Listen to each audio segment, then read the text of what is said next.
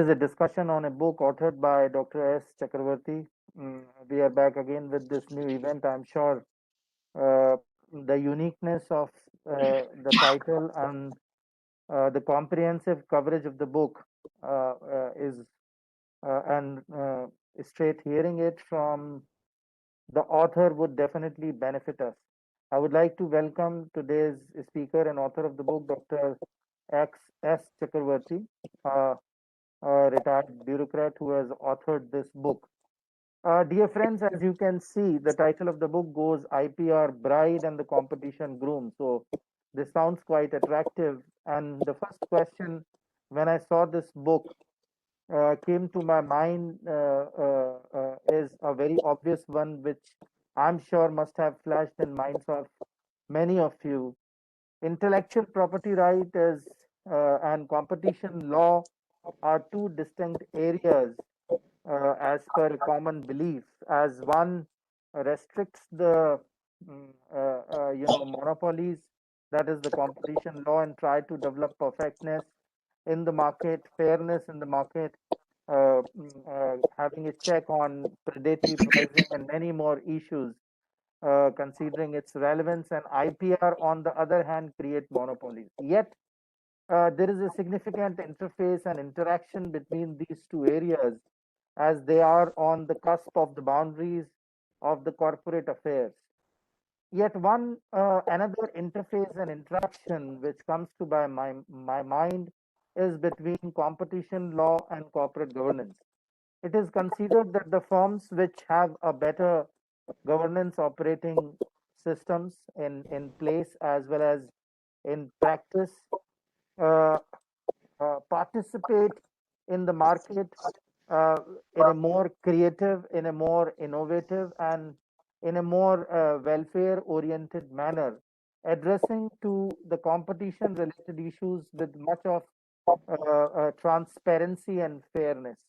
So there is a sound connection if we try to understand the intellectual property rights, competition law, and its interface with the corporate governance. I'm sure the way Dr. Chakravarti will unfold the discussion, orienting us on this comprehensive book, having a very wide coverage, going even beyond the boundaries of the and European countries, in addition to US, is going to be very interesting. If you allow me, I would like to introduce you with the distinguished speaker for the day, Dr. S. Chakravarti. He is a civil servant by profession and a member of Indian Administrative Services. He has to his credit master's degree in mathematics and statistics. And after joining the administrative services, he pursued his academic interest and has doctorate degree in management from IIT Delhi and a law degree from Delhi University to his credit. In addition, he has certifications in public administration, public enterprises from the University of Manchester, UK, and Harvard University, USA. His experience as a civil servant in India spans over 4 decades from 1961 to 2002 and has been essentially in the areas of industries, commerce, management of state-owned enterprises, corporate law implementation and competition law enforcement, industrial development and export promotion, international trade, dealing with WTO aspects, again has been his focus areas during his various attachments across different ministries. Among the top assignments which he held were Special Chief Secretary to the government and member of MRTPC. As a member, Company Law Board and member MRTPC, his experience as adjudicating tribunal is around for 10 years.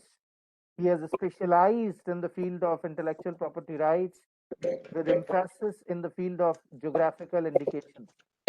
He is associated with assignments of securing protection of geographical indication rights for products, particularly in the state of Andhra Pradesh. He was also a chair of an expert group on interaction between trade and competition policy appointed by Ministry of Commerce in 1998-99. He was a member of High-Level Committee on Competition Policy and Law appointed by Ministry of Law, Justice and Company Affairs in 1999. He had the privilege of being on the committee to draft the new Competition Act in 2002. Recently, in 2018, Ministry of Corporate Affairs appointed him on the Corporate Competition Law Review Committee. He has been regularly engaged as a resource person for enacting competition laws or shaping the existing competition laws in many countries and for training stakeholders in Bangladesh, Botswana, Mauritius, Ghana, Ethiopia, Uganda, Mozambique, North Vietnam, South Vietnam, Thailand, Malaysia, Cambodia, Laos, South Africa, and many more. Presently, he is associated with Administrative Staff College of India, Hyderabad, as honorary visiting professor and also acts as an advisor and consultant to competition law and policy. So, a warm welcome, sir, and over to you for your deliberations, briefing us about what motivated you to write this book and capture your extensive experience working with multiple jurisdictions. Over to you, Dr. Chakravarti. Are you able to hear me now? Yes, sir. Right.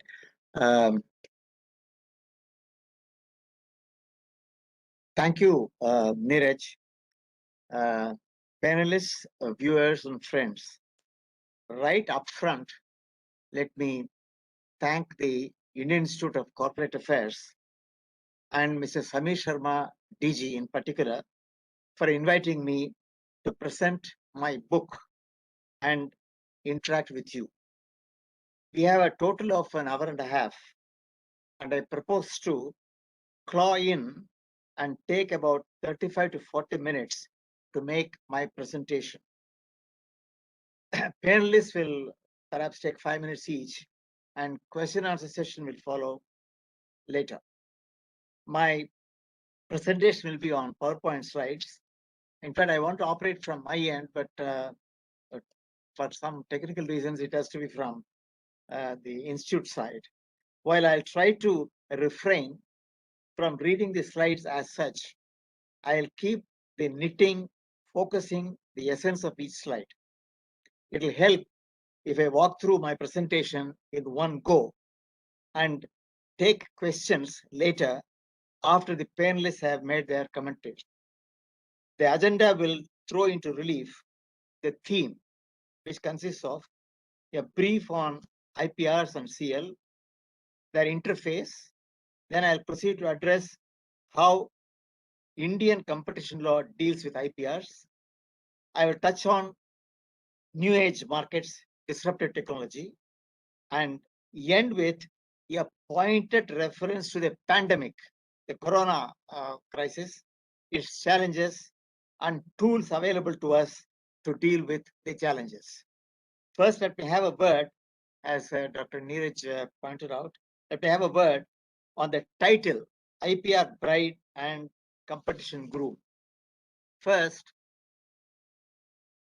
you may look askance at the title that seems frivolous in comparison with the serious subject the book deals with.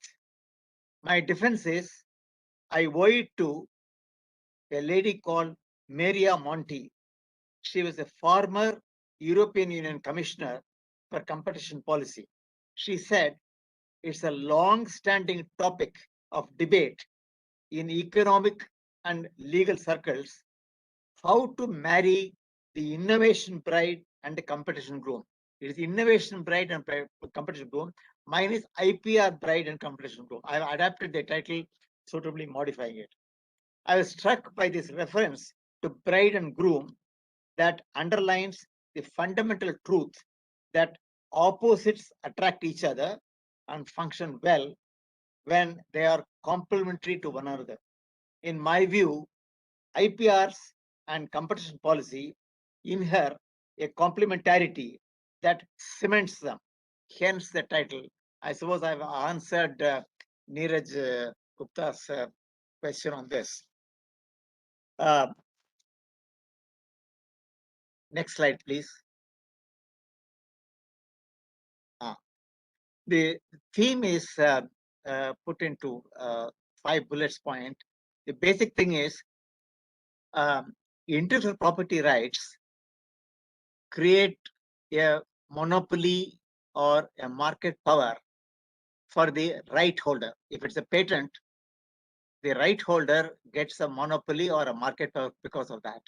If it's a copyright, the author gets a kind of a monopoly for 50 years and so on and so forth. Now, this kind of a monopoly or dominance in the market is what IPR, the intellectual property rights, mean in actual terms. The rights are granted in favor of the holders. Why? In the interest of creativity, innovation, the human mind is such that in order to reward what the mind can think of and create and innovate, we should have some kind of a reward, and that reward is an IP right. Where the monopoly power and dominance are given, the holder of the rights are able to reap profits more often than not, I would say, not reasonable.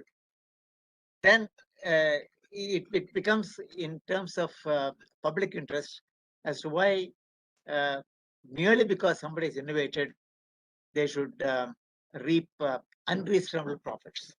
Now, here comes the other point, competition policy. What does competition law or policy do? They frown on monopolies and dominance. If you look at the act, I'll come to that in a minute. When it comes to the law, it frowns on monopolies, market power, dominance, and so on. So the objective of this book, the theme, is to harmonize the polarization of opposing concepts. So one side, it creates a monopoly and dominance on market power. The other side, competition looks at it and says, no, this is not on. Next slide, please. Right. Now, I first give a brief introduction of IPRs, and then I give a brief introduction on competition law, and then go for the interface. The IPRs originally in different countries were of different statutes of their own generic things. But the Uruguay round of multilateral discussions, trade discussions, which created ultimately the World Trade Organization, WTO, in that the final act has listed the intellectual properties, what they are, how many they are. They are, say, patents, copyright, and related rights. Trademarks, you can see trademarks when you purchase any particular product, you can see the trademarks. Geographical indications. The GI is something like, for instance, if you say Scotch whiskey, or if you take, say, the saris which are produced in Krishna district. If you take Tirupati laddus, all these have got GI, geographical indications, given by the controller of patents. The other IPR, industrial designs, layout designs, and protection of undisclosed information. These are all intellectual properties listed in the final act after the Uruguay round. Now, the IPR laws, all of them, which I mentioned to you just now, they encourage and foster innovation. They are completely supportive of research and development, and they also lead to economic growth and ultimately consumer welfare. Now, as I mentioned to you earlier, these intellectual property rights, they provide market power and enable the right holders to recoup expenditure and losses on R&D. Supposing they have taken, say, 25, 10 years to create a molecule and create a new innovative thing, a new patent or a new technology, then the expenditure they have incurred and some of the experiments they might have made might have ended in a loss or in an expenditure which they couldn't get back. Now, all these things can be recouped if the right holder exercises his power to be a monopolist or a market power holder for a period of time. Next brief, please. Now I come to competition law and policy. What is it? Here, I don't want to read through this. I only quote one small thing here. the Supreme Court of India, the apex court, in the case in SAIL, Steel Authority of India, they discussed and developed a paragraph of what constitutes competition law and policy. In fact, the main objective is to promote economic efficiency. Economic efficiency by using competition as the driving force.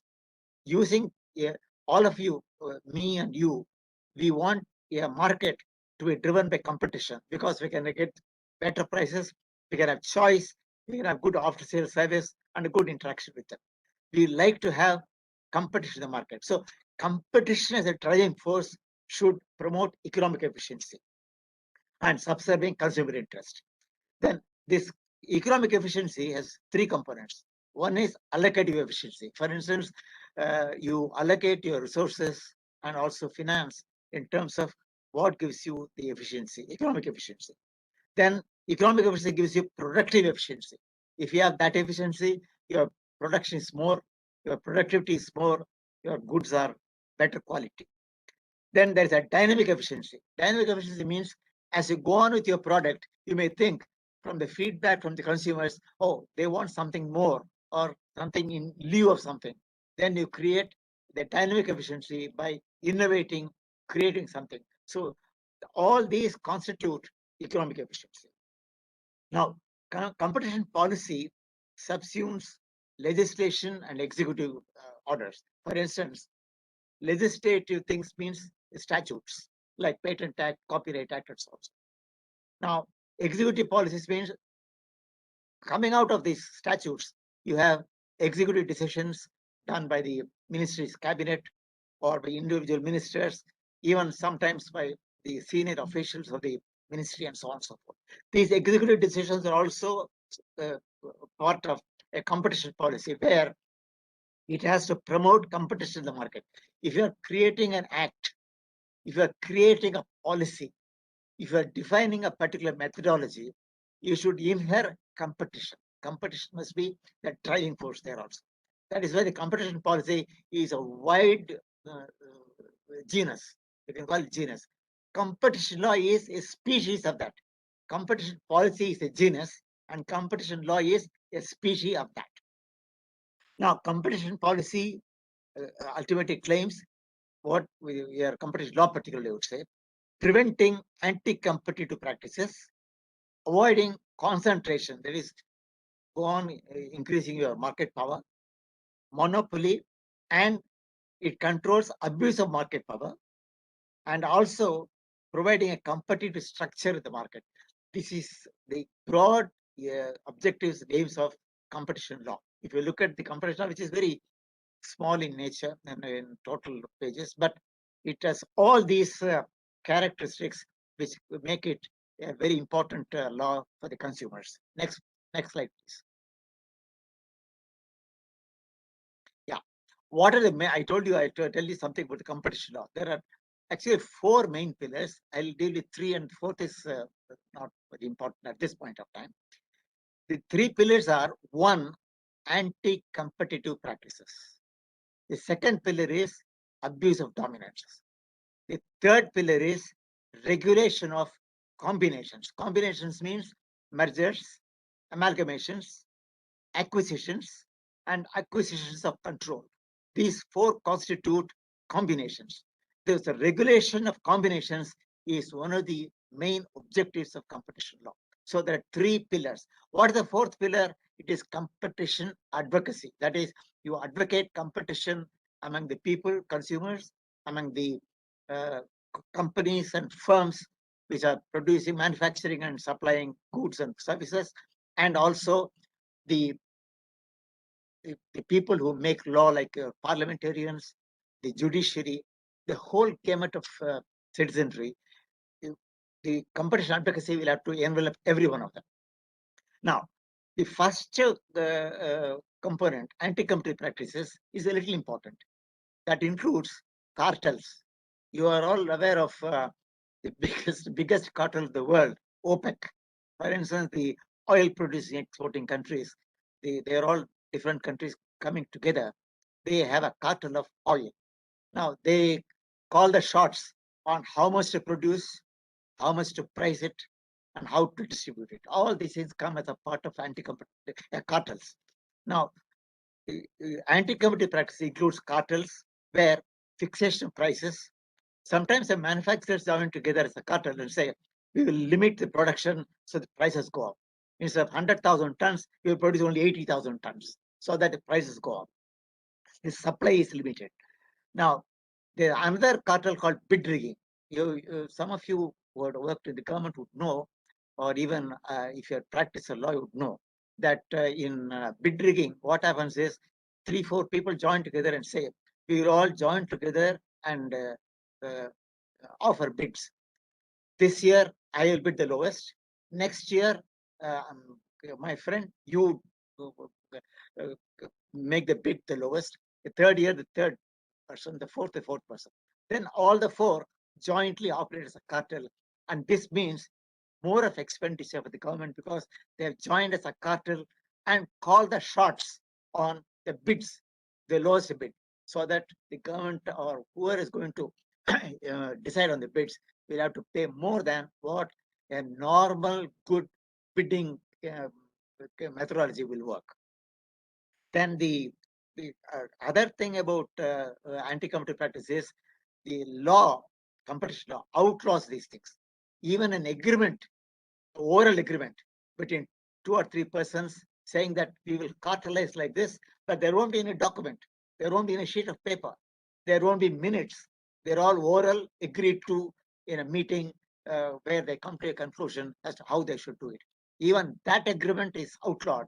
How do you then prove an agreement if there's no document? You can ask a question. Then it becomes a kind of investigation to the secondary source of evidence. For instance, if all the 4 people had joined together and had dinner at a particular hotel, a 5-star hotel, and decided something, you can go to the bills, and if the 4 of them are there and they're already shown to have been in concert with each other, then from that you proceed with your investigation and come to a conclusion. It's a little difficult, but the cartels are generally very secretive, and to break a cartel, to rip open a cartel is more difficult than ripping open any other investigation. Now, the second pyramid is abusive dominance. When you're a dominant partner, is a dominant player in a market, then you set the rules and goals as to how the market should function. A dominant enterprise is also defined in the Act, not in terms of market share, it's only one component, but how you're able to regulate the market yourself, despite the other players in the field. The others are small players. In spite of them, you come over that top and then call the shots in the market. That is why you abuse your dominance. The third pillar mentioned is combinations, mergers, amalgamations. Here, if for a consumer like you and I, if we have 4 choices, there are 4 manufacturers. If supposing 2 of them merge, there are only 3 choices for you. If more mergers take place, you have only 1 or 2 choices. So the reduction in the choice, the reduction in your being able to go to the market and take what you want, that itself is anti-competition. So this is the second pillar of the law. The mergers I mentioned to you. The only other thing is advocacy. I don't want to go into that. Next, please.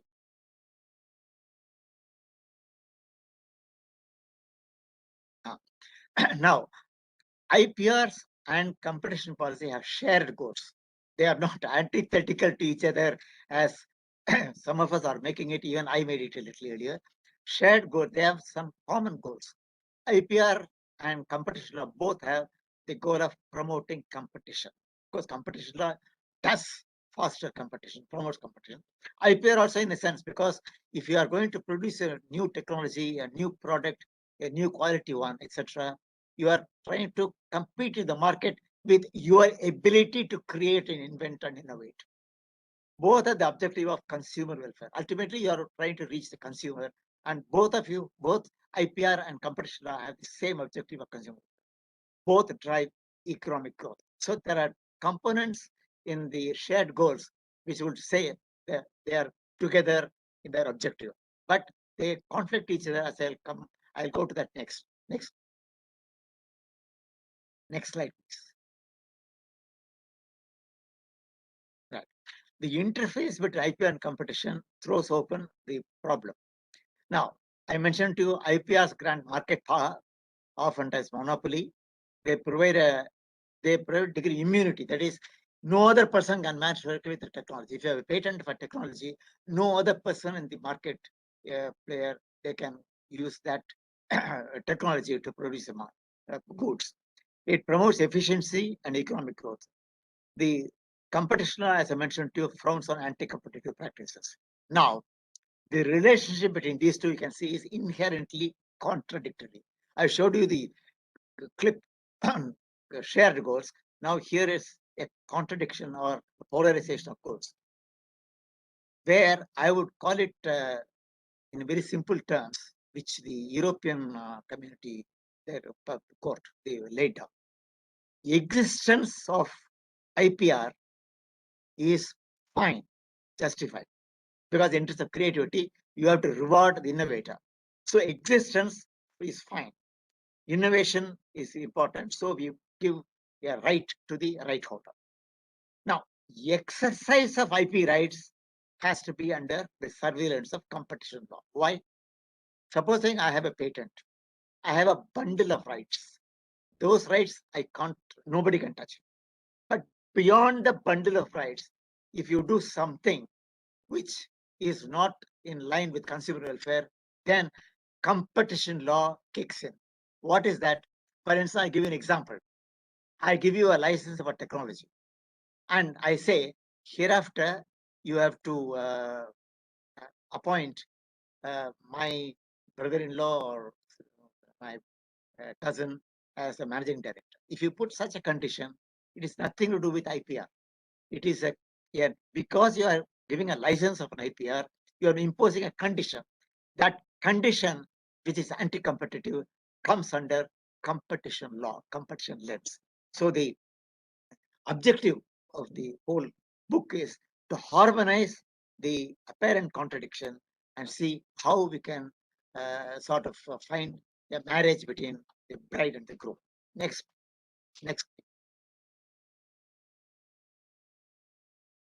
Right.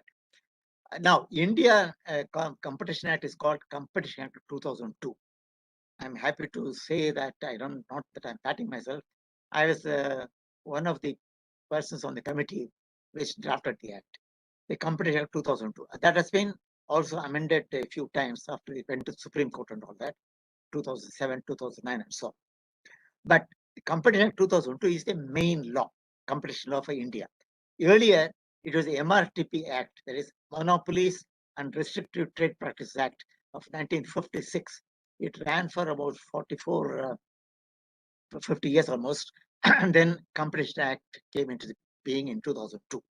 Now, what this Competition Act says is this: reasonable conditions necessary for protecting IPRs will not constitute anti-competition. What are those? Duration of 20 years. You can't touch it. No party can take that technology, copy the technology, and produce the goods or services. That is outlawed. That is, it is not a part of your. There is, as a licensee, you cannot do it unless you take a license. You cannot do it. The other reasonable conditions are there. For instance, what constitutes the right? Nobody can infringe it. If it is infringement, you can go to the law. All those things are part of a bundle of rights. Anything outside the bundle of rights can be assailed under competition law. That's what I call unreasonable conditions. In the licensing agreements between two parties, that is, the man who holds the patent and the man who wants the license, the agreement between them, if any unreasonable conditions exist, that comes under the mischief of Competition Act. So as I mentioned in the last two bullets, bundle of rights will not be disturbed, but all unreasonable conditions outside the bundle would come under Competition Act. I will tell you what unreasonable conditions are in 2 or 3 clips later when I go to case laws. Next slide, please.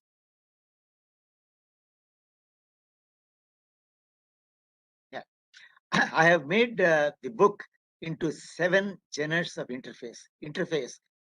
First is very important, competition law or IPR law, which has the last law. I'll give you the answer at the end of the presentation, which has the overriding primacy. Then exercise of IPRs and anti-competition. That's what mentioned to you. When the exercise of IPRs, if there is any particular condition that is not a part of the bundle of rights and anti-competition, that is the second. Third is IPRs or abuse of dominance. The fourth is refusal to deal. Suppose I have a patent, I refuse to deal. I refuse to give a license. Does it constitute your right? That IPR give you a right to keep quiet. That is, I refuse to deal. I will not do it. I will not give it to anybody else. Is it a right, a part of your right, IPR? That's the question. Fair use in copyright. That is, in copyright, you can also use the material which is published. You've got a fair use will control it. Compulsory licensing, I'm going to talk about at the end of the thing, which is very important, where if you don't work a patent and keep quiet, government can intervene and give you a compulsory license. Merger blues and anti-competition I mentioned to you briefly earlier. Next slide, please. Select case laws, and I told you I'll give you case laws. There are 4 I'm giving you. Grant back is anti-competition. What grant back is, I'll let you know. Tying in is anti-competition, is violative. Abuse of dominance overrides IP rights. Denial of market access, that is, I refuse to deal. Denial of market offends competition law. These 4 I will illustrate with 4 slides now. Next, please. Grant back is anti-competition. What is grant back? If supposing I have a patent, I give a license to somebody, and I tell the licensee, look, if during the working of that technology, if you innovate and create a new technology, you would give it back to me, grant back. That is, the technology, it's my technology, I have patent, fine. You can't work it without a license. But when you are working the license, you are able to innovate, you're able to create something more. That you give it back to me is the condition. That is called grant back. It is anti-competition. Now, Pilkington was a famous glass manufacturer in Britain. They had a patent for technology. It entered licensing agreements with several manufacturers. Then the license provided for grant back to Pilkington on improvements done by licensee. If the licensee had done improvement, that must be granted back, grant back to Pilkington. So that the license provided.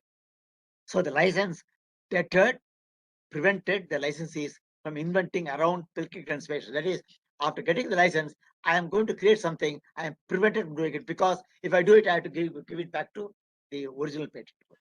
So the court held that the licenses are restrictive in nature, they control competition, and so it is anti-competition. So the grant back is one of the illustrations I'm giving you, which is anti-competition, which is outside the bundle of rights that go with IP rights. Next, please. Tying in is violative of competition law. Now, I'll give you an example, not this Microsoft. Microsoft is, I'll come to in a minute. Suppose you have a gas cylinder. You are so you have got a gas stove, or you want a gas connection. You go to the dealer, and he says, "Yes, sir, I will give you a gas connection, but you must take my stove. Unless you take my stove, I won't give you gas." You are tying it up with something which you don't want. You have already a gas stove, or you may go for some other brand. You may not go to the same dealer. But for getting gas, he will say, take my stove. That is tying it. In the Microsoft case, I will mention to you, they have tied in what the operating system with their web browser.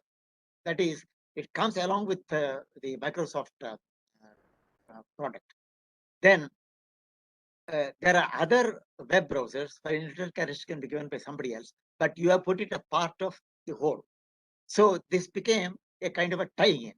So the ruling in that case was Microsoft, because it's a dominant player, it abused its dominance and had the intention to crush other operators' system. Even if somebody else has Napster, for instance, they had a browser. You cannot buy it because it's coming as a part of your Microsoft product. That the court said it's wrong. So they directed Microsoft, look, you have broken in, you have to break into 2 different components, 2 different companies, browser and the other for operating system. But ultimately what happened was Microsoft agreed to a consent decree and the breakup was avoided. But the point here is court ruled it is anti-competitive. So monopoly power and tying in is anti-competitive. Next slide, please. Now, this abusive dominance overrides IP rights, I told you.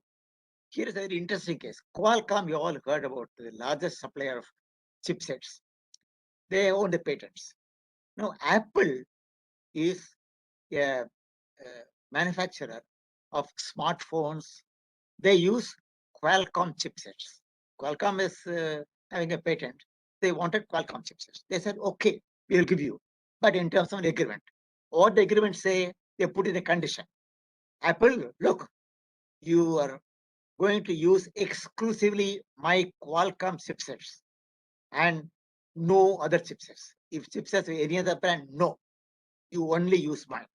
If you, for any reason, during the currency of the agreement, you go to somebody else and purchase chipset, then not only will terminate the agreement, but you will be forced to return all that we have done. For instance, in the agreement, Qualcomm said, you use my chipsets, I'll give you some payment. For using my chipsets, they will give you some payment as an incentive and reciprocation. They said, if you are going to do that, you have to return all the money we have given you in the past, and we'll terminate the agreement. So European Commission said, no, this is not wrong. This is wrong. It is anti-competition. It overrides, it's abuse of dominance. It overrides IP rights. Next, please. Denial of market access offends competition. I told you about denial. Can I say no? Here, the point is, it is a case of Karnataka. JCB is a manufacturer of construction equipment, and they have lots of patents. Bull, a small company, it wanted to start on the equipment manufacturer, construction equipment, and they participated in an exhibition in Bengaluru event for its launch in 2011.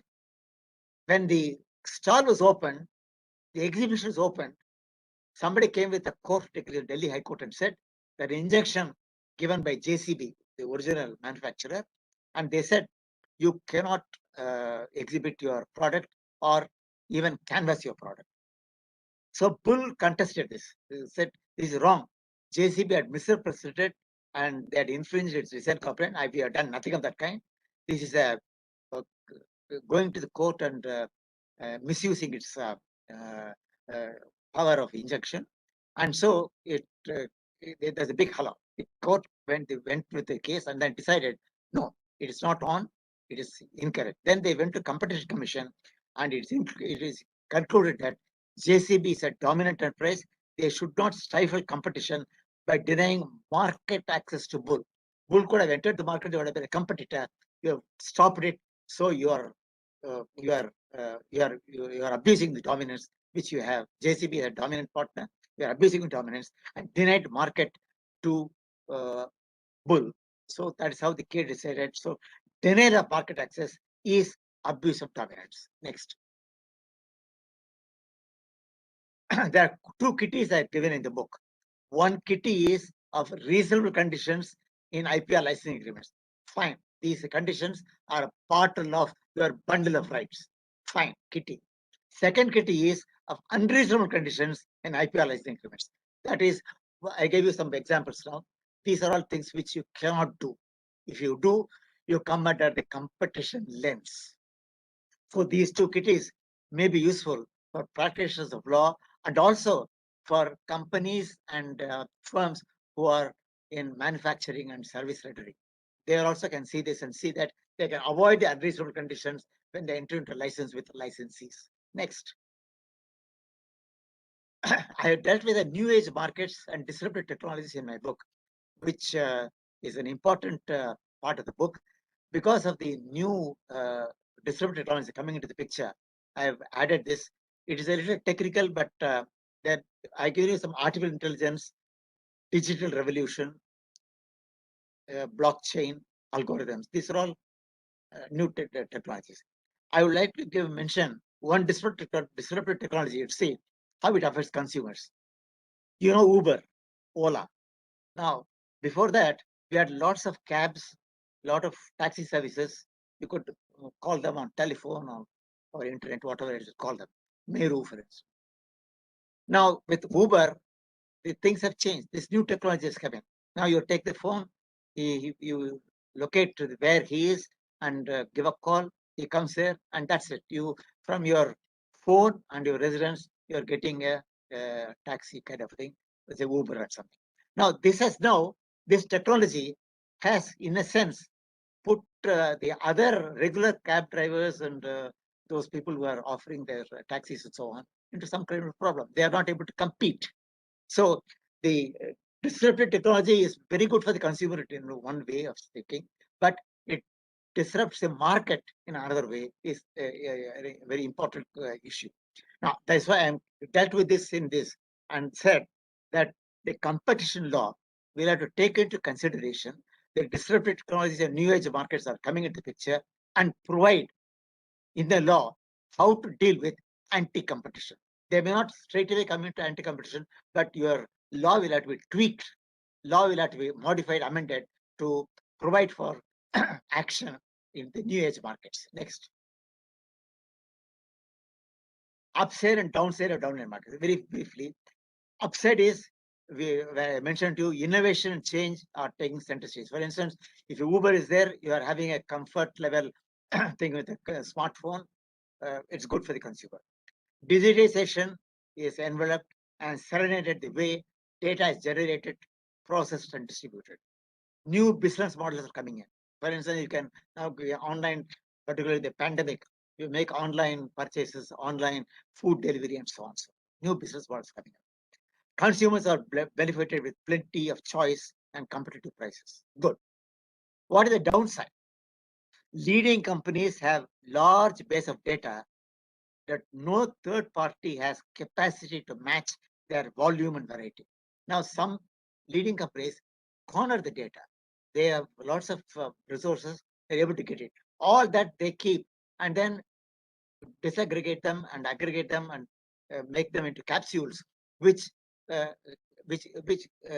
really gives you consumer some of them very good choice and benefit. But then, because they've cornered the data and kinds of things, many others who are small players, they are going out of the picture. So this gives you significant market power. So abuse of market power trenches competition, pejorates competition. So exclusive licensing, if they give, it's antithetical to competition. It chills competition because you're abusing dominance. CL, competition law, has not pierced the wheel behind the mergers. Some of the mergers are so secretive and done so well that the competition is not able to pierce the wheel, tear the wheel, and see what is the reality. So some of the mergers go scot-free. So these are the downside of the new age markets. Next slide. Now we have to tweak competition law to deal with anti-competition. Now, CL in most countries, as they stand now, they cannot deal with the new technology creating problems or the anti-competitive, disruptive technologies. They are also not able to deal with abusive dominance. Indian competition, particularly Competition Act 2002, suffers from the aforesaid inabilities. Now, there is a move by the government. They have appointed a committee to review the existing competition law to deal with new age markets. And I was a part of the committee, and so I am only mentioning to you the report has been submitted to government. The government perhaps enacting a bill act on this, which will come to the parliament as soon as possible. So this tweaking of the competition law is very important so that we can take care of what the market is doing to hurt competition and consumer interest. Next. I told you about the pandemic corona. Corona pandemic is really creating a big problem for all of us. In the last 16 months, I have not come out of the my house at all. And I always joke and say that my exercise is drawing room to dining room to drawing room, and drawing room to dining room. That's how I operate. And I have not seen the airport for the last 16 months. Now, this corona pandemic is creating a lot of challenges. Now, this book, why I am not mentioning this in my book. Sorry, there's some other voice coming up. Again, could be of big help to the customers as well as to the financial institutions. But especially coming to observation made by you in terms of over a period of time, Yes Bank has been able to build. Well, I didn't catch it. I'll do it at the end. The corona pandemic, which I mentioned to you, I didn't include in my book to deal with these things because there are tools in the Competition Act which can take care of the challenges of this pandemic. That was because the book was printed in January 2020 before the pandemic opened, and I didn't launch it till November because we couldn't go out and get this done. But it's launched in November last. Now we are in 2021. So I have not dealt with the book. Somebody asked me why I haven't dealt with it. The reason is the book was printed before the pandemic broke out. Next. The Indian scenario, if you look at it, our population is 1.4 billion. Population to vaccinate is 900 million. Fully vaccinated is only 41. And first doses 181 million. This is done million. The first item is billion. So doses left to be given, 2 doses, is 1,600 million. Daily rate now is only 3 million. You can see 1,600 and 3 million over there. So at 3 million doses a day, it will take 600 days to vaccinate 2 doses, 900 million people. To achieve the target, 70% of the population by end of December 2000, India needs 8.5 million doses per day. Now we are getting only 3 million. 8.5 million we have to get if we have to reach your target by December 2021. It's a big ask. Next. Vaccine availability, I will skip this because what is available, we all know. What is important is there are two, for instance, in Andhra Pradesh here, we are having, sorry, in Telangana, we have 2 vaccines manufacturers. One is biological events, the other is biotech. The third one is in Pune, the Serum Institute. Except these 3, there are no other manufacturers. And we have got this Russian Sputnik recently, but the availability. Now you see the availability is so in such that we have to really deal with the problem in a big way in order that we reach the target by end of this year to vaccinate 2 doses for all the population. Next. What are the challenges? The companies which are holding patents for vaccine technology. Now the product is not adequate to meet demand. Supposing they are not in a position to meet the demand at affordable prices, then you have got what is known as compulsory licensing. That compulsory licensing is a tool available in the Patents Act itself. Section 84 of the Patents Act gives you the conditions under which compulsory license can be invoked. If somebody doesn't operate his patent and kinds of things, we can do it. I'll come to it in a minute. Voluntary licensing is the best method, but it should be acceptable to the patent holder and some licensee, any manufacturer who said, I'll take your license. Then they can have a voluntary licensing agreement. But for this, what is important is that both the parties have to come to a conclusion and agree. If they are not able to agree on the prices, the royalty, etc., then that voluntary licensing cannot be held. So compulsory licensing will become important tool at that point of time. Next. What is compulsory licensing? Now, the Patents Act of 1970 deals with it. Here, I would like to mention, I've given the 3 conditions here, but more than that, I would put it this way. If you take section 84 of the Patents Act, it would say the reasonable requirements of the public have not been met, have not been satisfied. If supposing people are not getting vaccine to be injected into them and kinds of things, if his satisfaction is not there, you're not able to satisfy the demand, the needs of the public, then that could be one of the conditions for compulsory licensing. Second is, it is not affordable at affordable price, accessible. For the poor patients, poor citizens, they are not able to afford the vaccine. Also, they are not able to access the vaccine. Then compulsory licensing can be invoked as a tool. The third is the patent holder Suppose he says, I am not going to work the patent at all. Not in this case of vaccine here, because all of them are working the patent, all right. But they say, if supposing a patent holder says, I will not work the patent in the territory of India, then you can invoke the compulsory license. So the three conditions I mentioned, here I put it in a different language. Effort should have been made to negotiate a voluntary license on reasonable commercial terms, but it's failed. They are not able to arrive at a conclusion, agreement. Voluntary license cannot be done. Then compulsory licensing can be invoked. Second condition, the right holder should be provided adequate remuneration. Suppose I am a patent holder. The compulsory license is issued by the government, the control the patents. Now, if the reasonable royalty is not given to the patent holder, it is against innovation, it goes against creativity. So that is one of the conditions of the compulsory license. That is, you should give the patent holder a reasonable, adequate remuneration. Third is, it should preserve predominantly for the domestic market. You can also have it for the export market after the Doha Declaration 2003. They have amended their TRIPS, I think, where you can now export, you can take it for export also. If somebody is not manufacturing, you have a compulsory license to export it to the other countries. Next. The only case of compulsory licensing in India is in the case of NATCO versus Bayer. The controller of patents issued it, I think, in 2012 or something. A compulsory license was issued. Afterwards, no compulsory license has been issued in India at all. I don't ask you the reasons for it. Maybe there's a lot of pressure from the lobbies, which say the patent holder should have the right and no compulsory license should be issued because it goes out of our hands. The IP rights go to somebody else.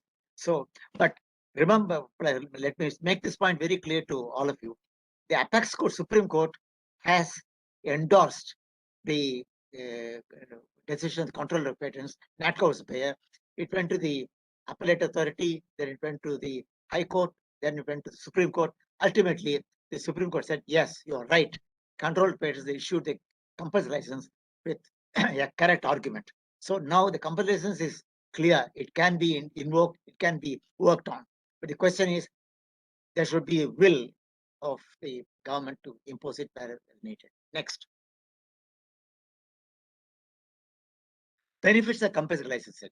It enables to secure license for manufacturing vaccines which are patented.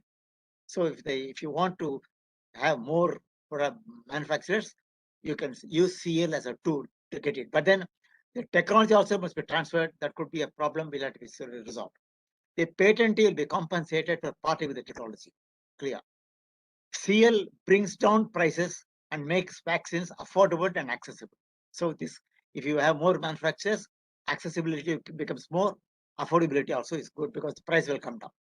Developing countries and least developed countries who have no manufacturing facilities at all will be benefited by compulsory licensing, because once you issue compulsory license to somebody even outside their country, they can export it to the country which has no facilities. So it benefits least developed countries and developing countries. Next.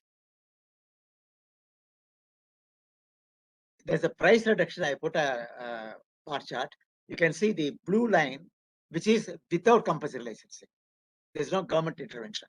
The red one is a price right thing, which is with a compulsory license in those countries. That is, this was all taken from Thailand ministry, where they issued compulsory license and then found in, say, 6 cases of medicines, the price have come down to the blue line to the red line, blue line to the red line. You can see how it is beautifully reduced for all these drugs, which are very important for the citizenry.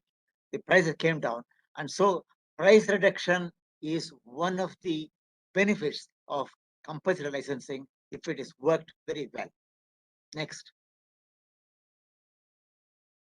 I'm ending the my presentation with 3 maxims and 1 quote. One is, patient interests need to trump patent interest. Patients' interest, citizens' interest, patients, their interests need to trump patent interest. Patent interest will have a lower price. 2, TRIPS agreement should not be allowed to trip public interest. What a TRIPS agreement is rather narrow in scope, in the sense that it makes all countries fall in line with the TRIPS agreement. So we may, in our ethos, in our thinking, we would like to have a few conditions in our agreements, but TRIPS agreement will not permit it. So you should not be allowed to trip public interest. Then the third is a quote the Prime Minister of India made in Geneva in a WHO conference. A better ordered world is one in which IN is missing. Sorry, is one in which medical discovery would be free of patents and there will be no profiteering from life or death. The word profiteering is very important. You have got a right as a manufacturer to make a profit. You have got a right to make a reasonable profit, but you have no right to profiteer. That is, you go beyond the reasonable profit and put it very, very high, make it very profitable for you, but it is inaccessible to citizens and the poor people. So if the medical discovery is free of patents, it's the best ordered world. But at least there should be no profiteering from life or death. Next. Parting advice. This is the last clip. IPR laws must have their say, but competition law must have its way. That is, I am making conclusion. Competition law should have primacy over IPR laws, subject to the caveat which I mentioned. The bundle of rights which go with IPRs, we will not disturb. Anything outside the bundle of rights, competition law will say, I have the last say. That's the parting advice I give. Thank you for your attention. And now I'll will proceed further, but I didn't hear what was mentioned to me when I was making a presentation. If somebody could make that again, I can give the answer right away.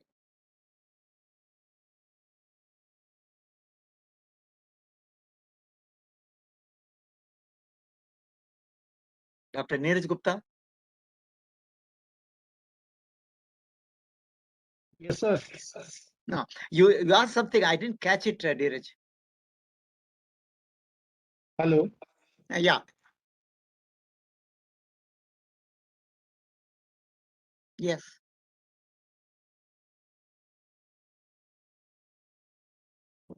Okay, so can we have the panelists now, sir? Yeah. Sure. Okay. So, sir, we have two panelists. I would like to request Mr. Bakshi to please come in, and I'm sure you must have referred to the books, and based on your experiences in the field, we would like to have your reflections, please, Mr. Bakshi. Thank you, Mr. Gupta. Am I audible? Yes, very much. Okay, great.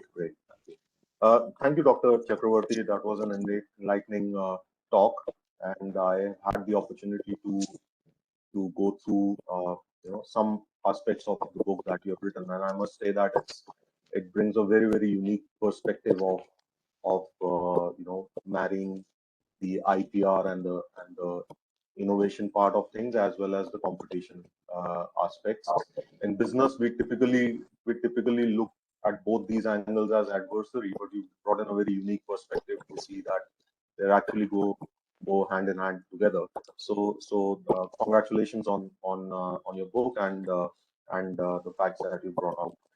I worked with the businesses on digital and the risk management side of things, and I was very intrigued to further understand how things are shaping up, especially in the digital economy that we are moving into. Every business is going digital.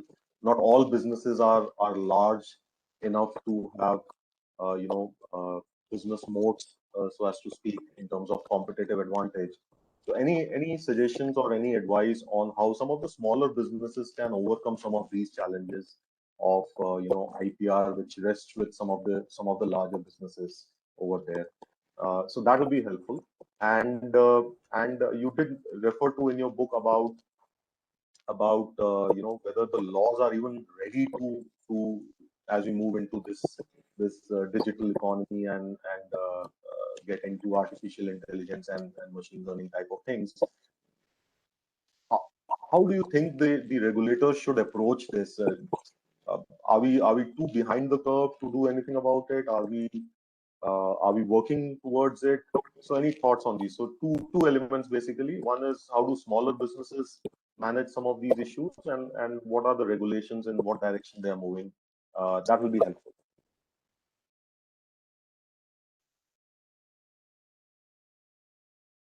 Should I answer right now or should I clear all the questions? Neeraj? Yes, sir. You can go ahead, sir. Right, thank you. Mr. Bakshi made a point about a digital thing. As I mentioned very briefly, some of the modern technologies, they aggregate data, they actually corner data also, and then subject to privacy in other countries, I'm not going into all those things. The entire package is given to somebody who is going to use it. Now, if you look at the agreement there, if it's an acquisition kind of a thing or two people getting together, the aggregate value will not be will be within the limits prescribed in the valuation, measure valuation for surveillance under competition law, because their value is so small that the volume is big, but the value is very small. With the result, the competition law cannot be invoked unless that threshold is crossed.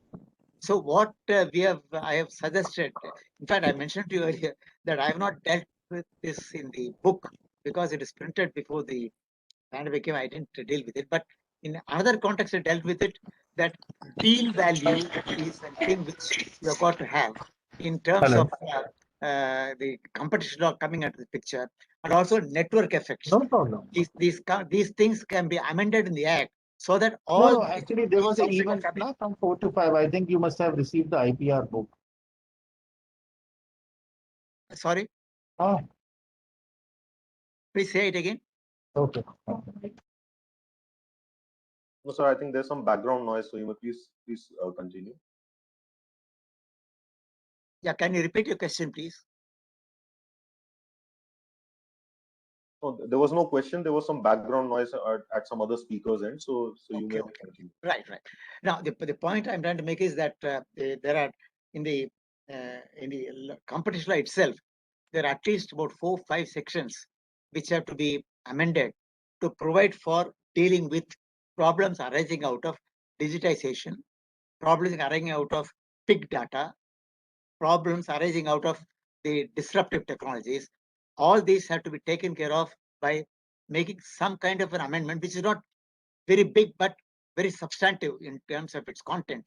It has to be, for example, network effects as an expression. If it is built into the concerned section, it will envelop many things. Now, what's happening is, without all those things, people get away with what is in the law at the moment.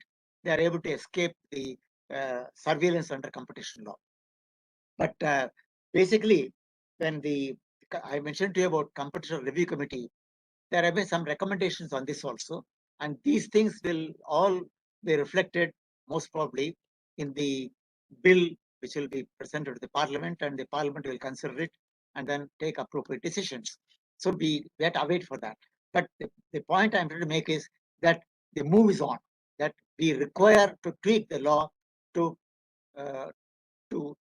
make competition law applicable in cases which they don't apply today. Right. So just one follow-up on that. You talked about the transaction size in terms of competition. What we are seeing in the US, for instance, is that there are changes or discussion around ensuring that some of these big tech giants, they don't kill competition while it is small by acquiring them and so on and so forth.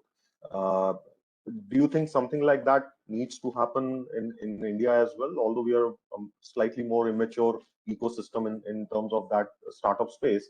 But do you think large organizations should be prevented from killing competition while it is still in its infancy by acquiring companies at a very, very initial stage, so that they remain under the radar in terms of the deal transaction size, but in effect they are killing competition?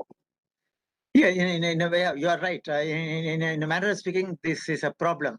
And I am not fully conversant with any latest moves on the part of US government of US, but the point is this: even if we are able to amend the law to bring a particular activity under the competition law, what has to be decided ultimately is whether, as you very correctly pointed out, whether it kills competition or it steers clear of it. For instance, all activities need not necessarily kill competition. Competition can still be on. For instance, as I mentioned, if you have even a 70% market share, if the other two people with 30% are able to compete very well, the 70% market is not even a dominant player. It doesn't kill competition. The question is how the market is structured. That's why I mentioned one of the objectives of competition law is to have an appropriate market structure in every field. And that's a very big task. It's not a simple thing to do.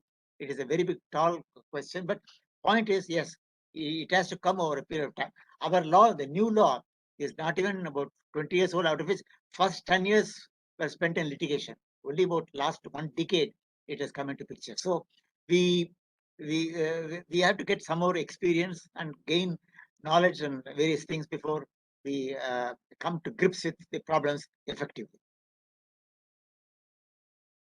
Thank you, sir. Thank you so much.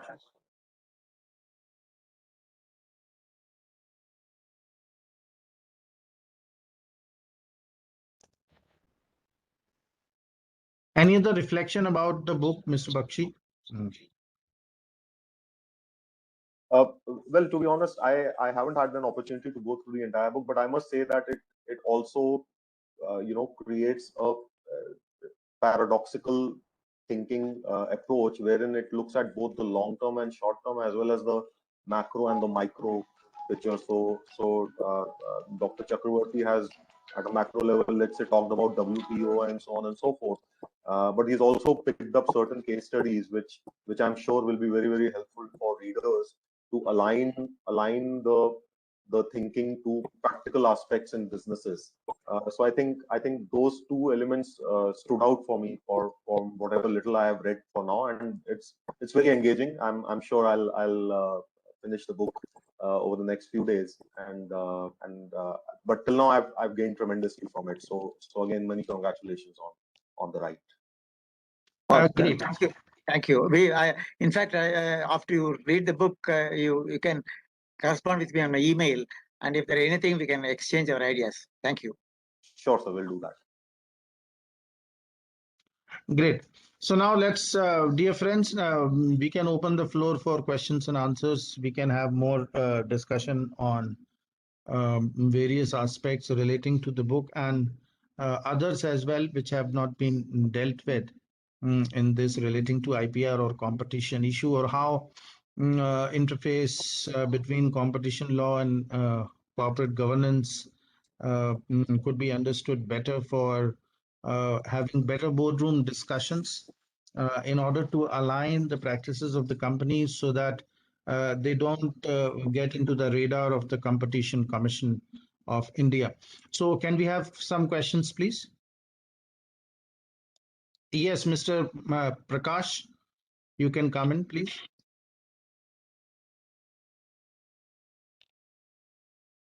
Mr. Prakash, you can switch on your microphone.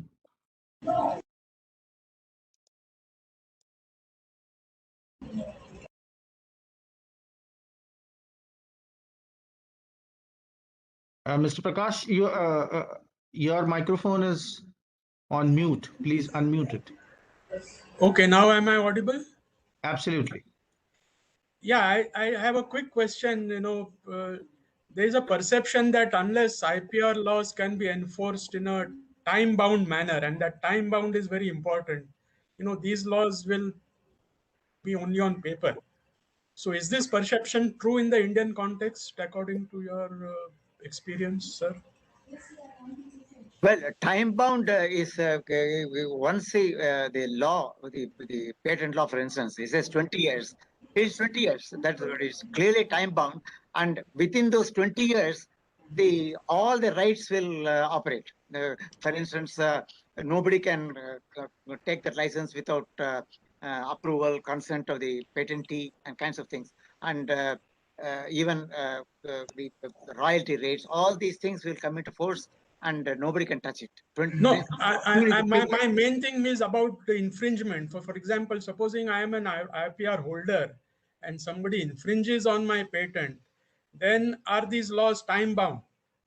Yeah, in fact, if they are doing it within this 20 years, you have got a right to go to the sue him in the court, and you can definitely approach the controlled patents for redress. Yes. Right, but how long does it take? I mean, does it take 1 year or 5 years or 10 years for the finally the judgment to be given Well, in the Indian judicial context? See, as you know very well, I don't have to mention this to you. We're all experts. Many cases in India are very long drawn. The justice comes many years after you file a petition and so on. And in fact, even the Chief Justice also mentioned sometime in one of his talks recently about this delays and all that, judicial delays, etc. So, but the point is that it all depends upon the person, the court, and the person, the judge concerned. They control the patents here if it's official. If it's a Delhi, if it's a High Court, the Chief Justice and the brother judges. Supreme Court, of course, Chief Justice and brother judges. They have to deal with the case and come to a conclusion. How long will they take is nobody can even predicate. It's a thing which happens. But the point would be like this. It has got so many layers. For instance, after control of patents issues a patent, then there is the IPAB, appellate tribunal. After that, you can go to the High Court. After the High Court, you can go to Supreme Court. In the meanwhile, even interlocutory petitions are given. Something can take it on a kind of a loop line, and it will again cause delays. These are all which are inevitable as far as I can see the present situation. How, in fact, many suggestions have been made how to remedy this on the judicial side, but that is not the fulcrum of my book, so I can't say anything on that. But your point is well taken. Yes, if it takes 5 years or 6 years, by which time you lose what you have. That's it. You are absolutely correct. See, suppose your patent is infringed, and if somebody comes and infringes, and then you go to your court, and you get justice only after 6 years, what do you do in the 6 years? Because the only thing which you can do is to get an injunction. All right, pending a final decision, you will not infringe. That's the a court can give a direction to the effect. Thank you, sir. Okay, thank you so much. Others may like to ask.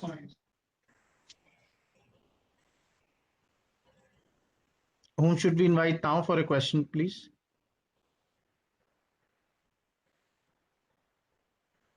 Yes, Mr. Kaushik. You can unmute yourself, Mr. Kaushik, please.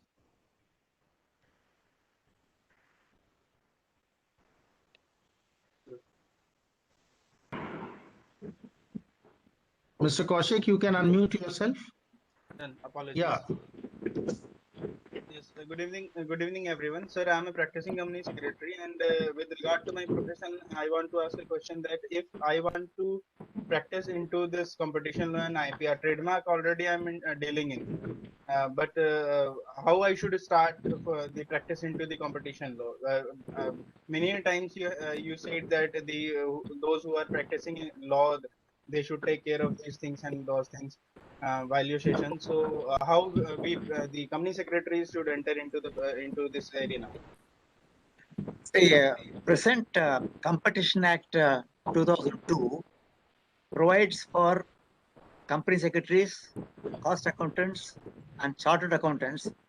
It will enable them to practice competition law in any court. Earlier in the MRTP Act, there was no such provision. Unless you're a lawyer, etc., you cannot even file a case on behalf of your client. Today, as Competition Act 2002 stands, you as a company secretary have a right to appear for any client in any court on competition law matters. Now, if you want me to say how you should go, I can only say this. There are some examinations, like for instance, the Institute of Chartered Accountants and also Institute of Company Secretaries. they have a special examination. It deals with all of corporate laws and kinds of things, where they give you a certificate or degree at the end of the course after taking examination. That will give you a lot of exposure to some of these concepts which are in the competition law and IPR laws. And if you are already in the IPR law, like copyright, etc., you are already familiar with some of these things, but you can go into these things in a bigger way and you can do it. But my book is not actually dealing with IPR as such. It deals with interface with competition law. So in that context, if any case comes up where there is a conflict between competition law and IPR law, and somebody brings a suit or a kind of a case in the matter, then you can certainly avail of. I have given about 33 case laws in my book. So some of these things may perhaps cover the case you have in mind also, and you can benefit by it. Not only my book alone is not the only one. If you really go into, there are a number of software things available now on competition law. You can go where it conflicts with IPR laws and what you should do. That will help you also in a great deal. It's a question of you are putting in an effort. Okay, sir. Thank you, sir. And one more question, sir. The copyright tribunal and this trademark tribunal has been suspended. So now these cases will be shared with High Court. I mean, these cases will be dealt in High Court or somewhere else, since the tribunals have been Actually, suspended. in the competition law, for instance, had competition law appellate tribunal that was abolished, and all the cases have gone to the NCLT and company law tribunal, which is company law board originally, NCLT. I don't know whether this particular tribunal which you are mentioning, they have also been given NCLT. We can have a look at the law. I don't have the copy with me to verify. Okay, sir. Okay, sir. Thank you so much. It may be Thank you there, so much. but yes, some of the tribunals have gone to NCLT. Okay, sir. Thank you so much. I'm practicing in NCLT. I represent in NCLT for IBC and the company law cases. There Right. I'm into, but for the trademark tribunal, I was presenting the cases in the trademark tribunal. But in October, there was a notification that the copyright tribunal, trademark tribunal will be suspended and from now onwards. But there was nothing that where we have to go further. So this was the thing. And if the cases are going to High Court, then can a company secretary present the case there or not? Because there are only the advocates allowed to Yeah, present that case. you're right. There'll be a problem. Yes, you're right. Okay. Thank The you, sir. Thank you. High Court has to give a decision there whether you can practice or not. But if it now normally only advocates practice, then there'll be a problem there. But before the competition commission or anything to deal with competition law tribunals, you can appear without any problem because the Act itself provides for it. Okay, sir. Thank you so much. Thank you. Can we have more questions?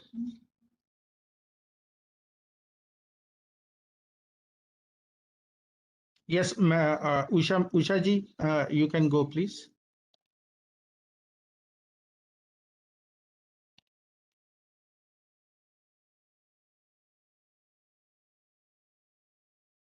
Usha madam, you can unmute yourself.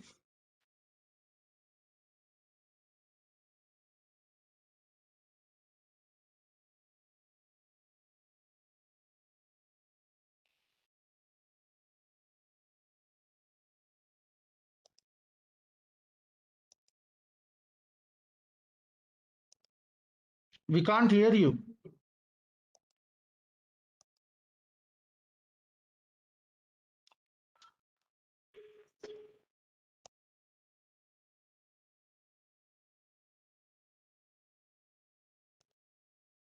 Madam, can you unmute yourself, please? Okay.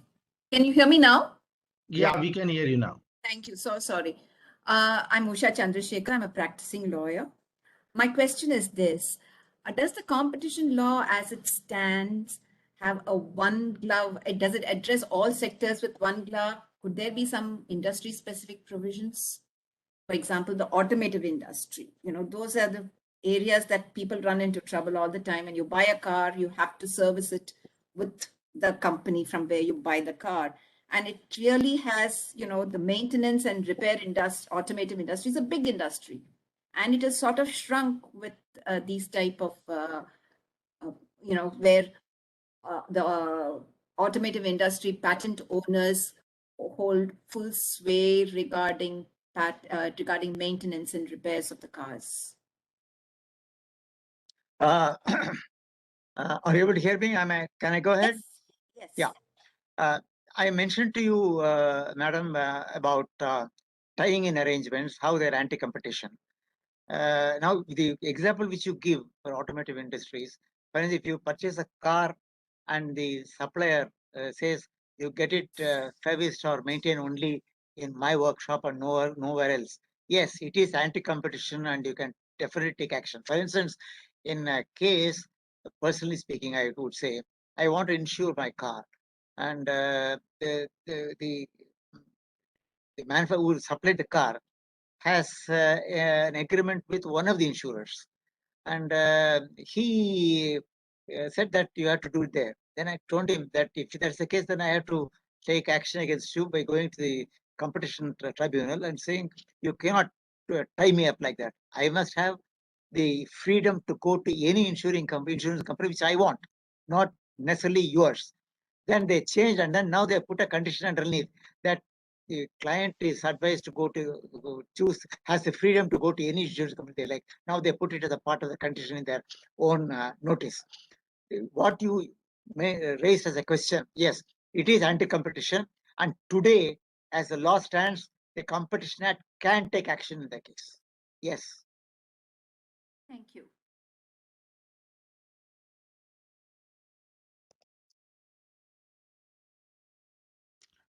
Yes, Mr. Madhu, would you like to come in?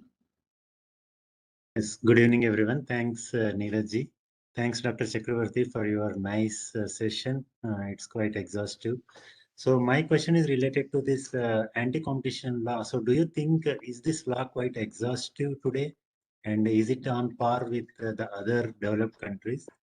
The reason I'm asking this question is, we have seen certain cases in India, like the businesses with high money power, they can actually offer their products free of cost to the customers to grab the market.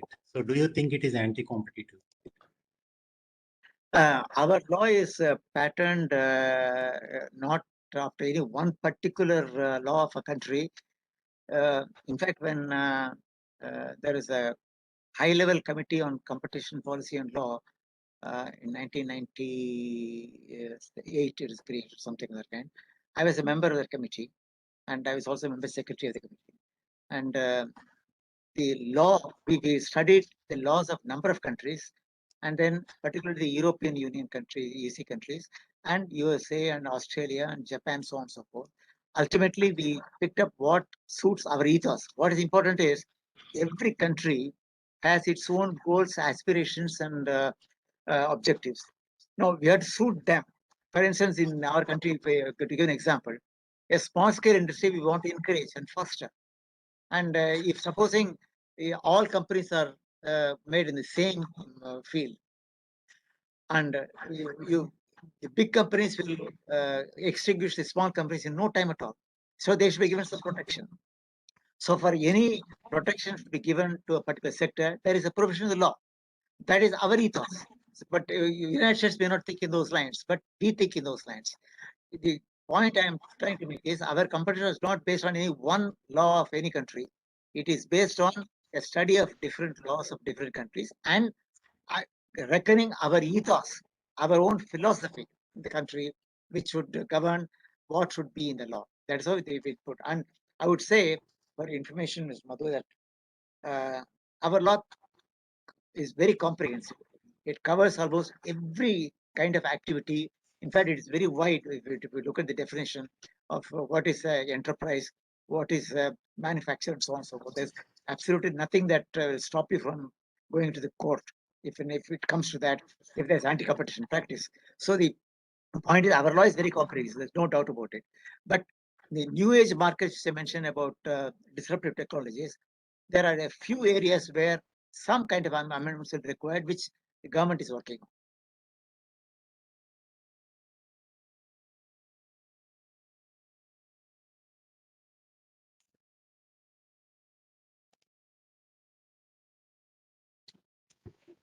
Next question, please. We still have 3-4 minutes left for the program. We can accommodate one question. Can I ask a question again? Sure, madam.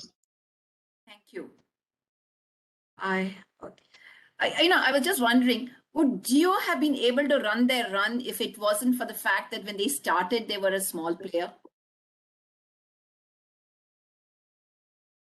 Sorry, I don't catch the purport. What is it? Say it Jio- again, please. Could Jio have had their run? Remember, when they started off, they offered their services free.